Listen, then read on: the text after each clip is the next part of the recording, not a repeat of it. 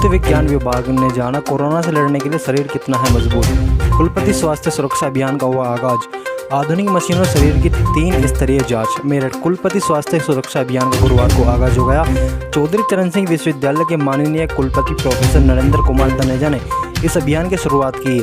आधुनिक मशीनों द्वारा जंतु विभाग ने शरीर की 3 स्तरीय जांच की। इस 3 स्तरीय जांच में यह जाना जाएगा कि कोरोना से लड़ने के लिए आपका शरीर कितना मजबूत है। यह अभियान 7 दिन तक चलेगा। इस दौरान चौधरी चरण सिंह विश्वविद्यालय के समस्त शिक्षक व समस्त कर्मचारियों की जाँच की जाएगी।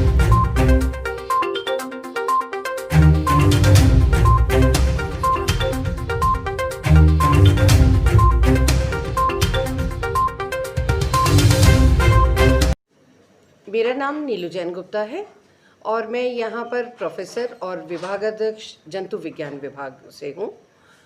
ये जो अभियान का आयोजन किया गया है ये हमारे कुलपति माननीय प्रोफेसर नरेंद्र कुमार तनेजा के आह्वान पर, क्योंकि उनकी इच्छा थी कि अपने जो सहकर्मी जितने भी कर्मचारी हैं, अधिकारी हैं, टीचर हैं और जो भी अलग अलग डिपार्टमेंट्स में हैं, उनके स्वास्थ्य के लिए उनको एक दृढ़ विश्वास उन लोगों में ये जागृत हो कि हम स्वस्थ हैं और हमारी स्वास्थ्य की स्थिति क्या है। क्योंकि इस समय कोई भी ब्लड टेस्ट कहीं मेडिकल आउटफिट में या कहीं पर भी लैब में जाकर के कराना बहुत अच्छा नहीं है, क्योंकि हम एक महामारी के दौर से गुजर रहे हैं। तो ऐसे में एक मोदी जी का जो आह्वान है कि आप आत्मनिर्भर तरीके से कार्य को करें, तो हमारी प्रतिकुलपति महोदया प्रोफेसर वाई विमला ने एक सुझाव दिया कि क्यों ना हम हमारे पास जो उपकरण हैं उनसे ही हम पहले अपने जो कर्मचारी हैं, अधिकारी हैं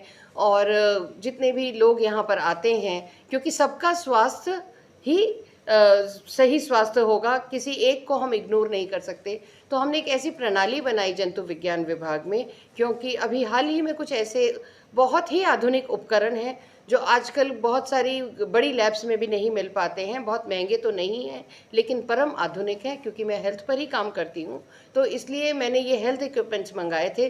तो इनका पहला सदुपयोग हमको यही लगा कि हम इन्हीं उपकरणों से, तो हम 3 जांच कर रहे हैं। एक तापमान जांच, जैसा कि आप जानते हैं कि कोरोना के अगर कोई चपेट में आता है तो सबसे पहले तापमान बढ़ता है, लेकिन इस समय भारत में स्थिति 2 तरह की है। कुछ लोग एसिम्प्टोमेटिक हैं, यानी उनमें ये जो लक्षण हैं दिखाई नहीं देते।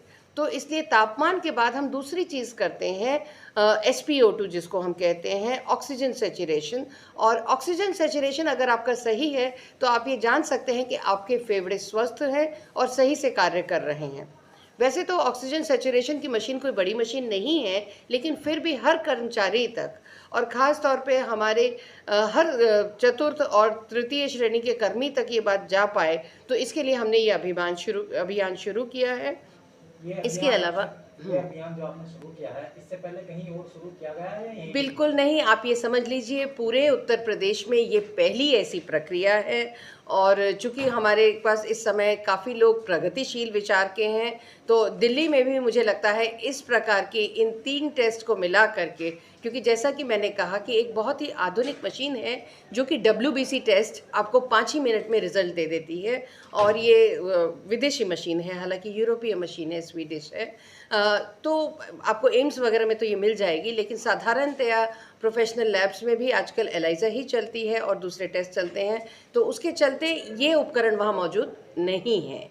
यहाँ बात है जानकारी की, तो अपनी जो आधुनिकतम जानकारी है उसका उपयोग करते हुए, अपने साथियों के प्रति विश्वास रखते हुए हमने इस अभियान को 7 दिन के लिए चलाया है। आशा है हमारे सारे साथी सहकर्मी इसका लाभ उठा पाएंगे। जो आपने जो अभियान शुरू किया है, ये आपको कहाँ से अभियान शुरू करने का विचार आया?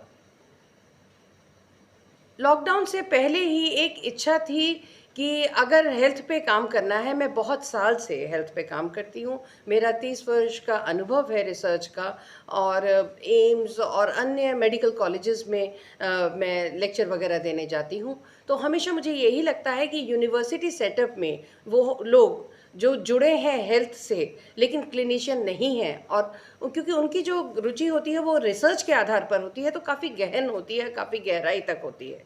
तो मैं जीवन शैली पर काम करती हूँ, जिसको हम जैविक घड़ी कहते हैं। और जैविक घड़ी के संचरण से अगर आप सही सुचारू रूप से अपनी जैविक घड़ी चलाते हैं तो और आपकी नींद अच्छी आती है, आप सुबह समय से उठते हैं, समय के जैविक घड़ी के अनुसार ही आप खाना खाते हैं, तो डायबिटीज़ जैसी जितनी भी ये नॉन कम्युनिकेबल डिजीज़ेज़ हैं, ये आपको नहीं हो सकती।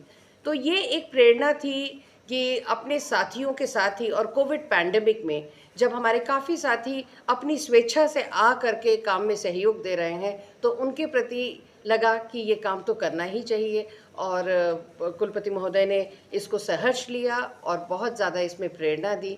तो इसीलिए हमने अपने परिवार के अध्यक्ष के नाम पर ही इसे कुलपति स्वास्थ्य सुरक्षा अभियान रखा।